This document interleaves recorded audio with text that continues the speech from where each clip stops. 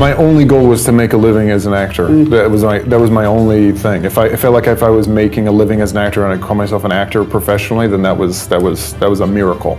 You would just have to feel comfortable with failing, and you either get easier on yourself, I think, about like, okay, then I'll let it go, or you don't. You have a role, and you have to know your role within a team, and it's you have a mission to accomplish that's bigger than any one person, and if you don't do your job, then someone else is not going to do their job as well.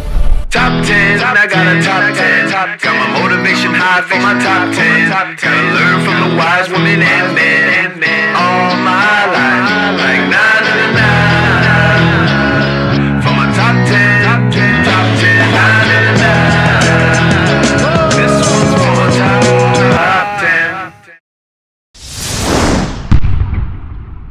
Need motivation? Watch a top 10 with Believe Nation. Hey, it's Evan Carmichael, and this channel was created to help you overcome the #1 challenge that is holding you back, a lack of belief in yourself. You watch these videos because you know there's something more inside you too. You have Michael Jordan level talent at something. So get ready to be comfortable with failing, be ready to do anything, and read more with Adam Driver and my take on his top 10 rules of success to give you the confidence, motivation, and belief that you need.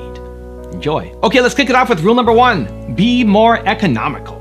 Being more economical, I think I wish I could be. Things that I think I need, I don't. Whether it be acting or life. Economical, artistically, financially, emotionally. Well, we could say artistically, I guess. If you think that you need to, certain things have to be in place for you to do your job, but then actually none of that's true. We were using the example earlier of a porthole, having it worked up in your mind, and then realize you're getting there, you have no control over any of it. So. Or doing homework and research and losing weight and putting a bunch of weight and then feeling comfortable to let it all go because none of that is helpful because your scene partner is drunk. Or, I'm just pulling that. That's not something that's happened to me. Just pulling something out of. But being more economical with okay, well, all that time I have to either get better about that I've wasted it, or I shouldn't just waste that time and actually should prioritize in a different way. Rule number 2, be flexible. Do you enjoy working in different registers with different filmmakers? I mean, adjusting to their wavelength. Yeah. I've don't really have a set way of working where that you suddenly show up on set and try to impose that way on everybody else. I feel like the only thing that's consistent is know your lines and then show up on time. Those are good things. Yeah, wearing your costume. Yeah, but then every set is different, and I feel when you try to impose your way of working or what is familiar or comfortable to you, then suddenly it's not as fun. I don't think you don't maybe grow as much when you have to adapt to kind of the mood of the set, and suddenly you're less in control and you learn maybe something new that you wouldn't have worked on before, I think. Yeah, imposing your way of working would be a really frustrating kind of experience. Yeah, especially if it is a team thing, then it's very much about me and my how I see this thing going, and I think it closes you off to so many other ideas. That's also even in acting. I think when you're if you have an idea of how it goes and you show up and you just do your idea, then there's so many other possibilities to get to the same result. So why would you shortchange yourself and not kind of set yourself up to fail by not listening to anybody else that's around you? And again, Jim, a lot of great people want to work with Jim, so he's surrounded you with all these great people. Why would you shortchange yourself and not be open to all their ideas?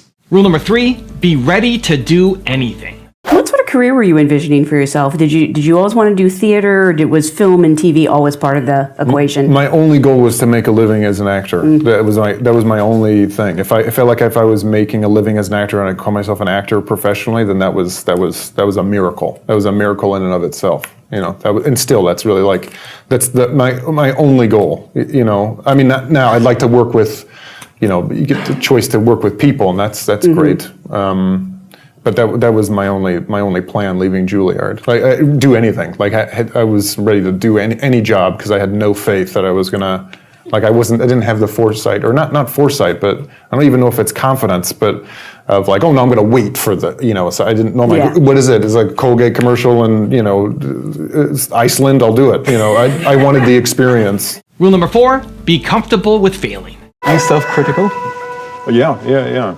I mean, I don't think that you ever get over, because in a way you kind of know what your potential is more than anybody else in a sense. I have a lot of regret often when you leave a set. You can't help but, think about it, and, obviously it's film, so film is forever, so you never get a chance to go back and do it again. I feel like that's the thing about acting, is that you, regardless of how often you do it or how long you do it, you never figure it out. That Even do you prefer theatre because of that, or? I've learned from theater in that, you always at the end of a 4-month run of a play, you're always the last performance. It's always the best one. And you're like, okay, now I have a better sense of what I want to do and go back. So I know that there's no right answer. There's no right way to play a scene. That's my part of it. I like the making of it, and it's someone else's responsibility to make the choice of what is the best version of it. And you would just have to feel comfortable with failing. And you either get easier on yourself, I think, about like, okay, then I'll let it go, or you don't. But I don't think you'll ever figure that out. So I think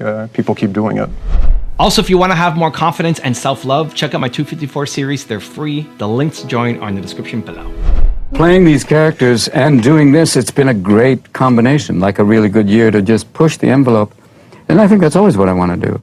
What the hell? What the hell? Whatever. I just want to be myself. And we have trouble, we're like, oh my God, did you want to give up? Did you ever feel like that? Like, All the time. All the time. And then you push through it. Rule number 5, read more. Language, I think, is a big thing that I didn't really come to until later in life. I think post-military, didn't read a lot. There was like reading wasn't really encouraged, or not initially encouraged. Like all these books that my wife had read when she was a kid, I just had no idea what they were. The books you were supposed to read in high school, like I never read. And language just really wasn't how people communicated in my family. I mean, not to say anything bad about my family, it wasn't a very verbal household, and I could see a lot in them and in people when I was in the military. The absence of language really made people do crazy things, and not being able to express yourself made I think can make people angry, aggressive, and I just saw many examples of that. So when I went to school and for really the first time discovered plays, really, because I knew about acting and plays, but I didn't read anything until I went to Juilliard, where you're kind of like inundated with all these great writers. Then I noticed in myself that for the first time I was really to label the things that were not right or were right, or I wish I had the words for at the time. And you're in New York, you're surrounded by all these like really interested and interesting people who are, on the whole, to generalize, very, have an edge, and are around more culture. So their language is something that's more like a tool and a weapon. And I wanted that, and be able to explain a lot of things. I just can see what a valuable thing it is. And so since then, I've, really in love with language and, trying to consume it as much as I can. Rule number 6, know your role. Is there anything from your military experience that directly affects your acting career? Yeah, everything from the military. I mean, not everything, because military is, you have to cherry, like any organization that's run by people, it's filled with, bullshit, or, and you have to like cherry pick the things that are great about it. But the things that are great about it are like directly applicable to being an actor. It's all about you have a role, and you have to know your role within a team, and it's you have a mission to accomplish that's bigger than any one person. And if you don't do your job, then someone else is not going to do their job as well. It's being led by a person or a director, and when they know what they're doing, what you're doing feels relevant and active and, with purpose. And when they don't, it feels like a complete waste of resources and unnecessary and dangerous, But it really takes the pressure off because I'm so used to working as a team, as like a cohesive unit, and not thinking, oh, this is my way of working and everyone has to fall in line. There's like a bigger picture that has nothing to do with any of us that we're kind of working towards. Rule number 7, align practicality and emotions. I didn't know how to apply the things I learned in the military to a civilian context. I mean that both practically and emotionally. Practically, I had to get a job. And I was an infantry marine where you're shooting machine guns and firing mortars. There's not a lot of places you can put those skills in the civilian world. And emotionally in that, I struggled to find meaning. In the military, everything has meaning. Everything you do is either steeped in tradition or has a practical purpose. And you can't smoke in the field because you don't want to give away your position. You don't touch your face because you have to maintain a personal level of health and hygiene. You face this way when colors plays out of respect to those people who went before you. You walk this way because of this. You talk this way because of this. Your uniform is worn and maintained to the inch, and how diligently you followed those rules spoke volumes about the kind of Marine you were. Your rank said something about your history and the respect you had earned. In the civilian world, there's no rank. Here you're just another body. And I felt like I constantly had to prove my worth all over again. And the respect civilians were giving me while I was in uniform didn't exist while I was out of it. There didn't seem to be a sense of community. Whereas in the military, I felt this sense of community. How often in the civilian world are you put in a life or death situation with your closest friends and they constantly demonstrate that they're not going to abandon you? And meanwhile, at acting school, I was really for the first time discovering playwrights and characters and plays that had nothing to do with the military, but were somehow describing my military experience in a way that before to me was indescribable. And I felt myself becoming less aggressive as I was able to put words to feelings for the first time and realizing what a valuable tool that was. And when I was reflecting on my time in the military, I wasn't first thinking on the stereotypical drills and discipline and pain of it, but rather these small, intimate, human moments, these moments of great feeling. Friends going AWOL because they missed their families, friends getting divorced, grieving together, celebrating together, all within the backdrop of the military. Rule number 8, serve others. The military is very much a service industry, but acting is also in service of something else. I think I'm also aware of how effective and long-lasting great storytelling is. That I don't think I came from a culture of really using language to express yourself, and I get to do this job where you're surrounded by people who are smarter than you and are very articulate.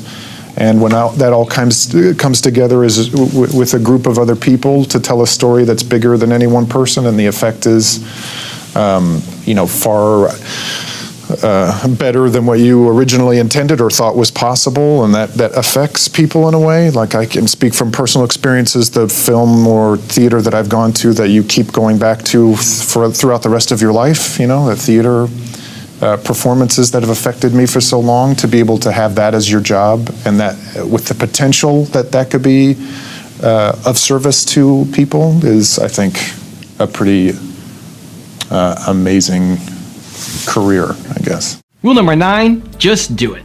You joined up shortly after 9/11? Yeah, like the next month. Like 9/11 happened, and then all my friends were like, "We're going to join," and I was the only one that did. So then, No. Yeah, they all came over like, "Oh, we're going to do something." I'm like, "Yeah." Then, Were they mad at you about Fight Club, maybe? No. It was like, it's a habit when you get groups of guys together. The IQ just goes down, and everyone just grunts at each other, and then decides like one guy has a plan, and then the other guy follows through, and everybody else f***s off. And you were the guy who went in. Yeah, like I think I was gone by February of the next year. Wow. So I was like, because I just made up my mind that I was going to do it, and like if I want to do it, I'm like, what am I waiting around for? Like I joined so fast that I remember the recruiter was like, "Are you on the run from the police or something? Like, why do you want to?" I'm like, "Well, just like let's do it. I don't know, like I don't want to wait, Yeah. And rule number 10, the last one before a very special bonus clip, is learn to improvise. We did our first performance at Camp Pendleton, and I remember you could tell people were listening and thinking and really making the connection of how we're presenting it, that it's no sets, no costumes, no lights, that it's all pared down. We're taking any pretense out of it and presenting something that could completely go wrong. I mean, that's what people in the military deal with on a day-to-day, is kind of improving, and there's a structure and training in place, but then once you start doing it, like anything could happen. Now I have a special bonus clip from Adam on how to learn that I think you're going to enjoy. But before that, it's time for the 3-point landing questions. Let's go from just watching a video to taking action. Here we go. Question number 1. What do you need to just go and do? Number 2. How can you serve someone this week? And number 3. Where can you align your practicality with your emotions? And if you made it this far in the video, I want to celebrate you too. Give me a hashtag believe down in the comments as well. What was Juilliard like? Juilliard is a conservatory, so you're basically there from 8 o'clock in the morning to 11 o'clock at night, thinking about yourself and acting and wearing pajamas and crying, and it's the height of egotism. Yeah, it was. It was difficult to transition from the military to acting school, in the acting world, but I didn't know anything about it, and the acting culture or playwrights. I didn't really have a good education until I came to Juilliard, and Juilliard I learned how to learn, I guess, which was invaluable.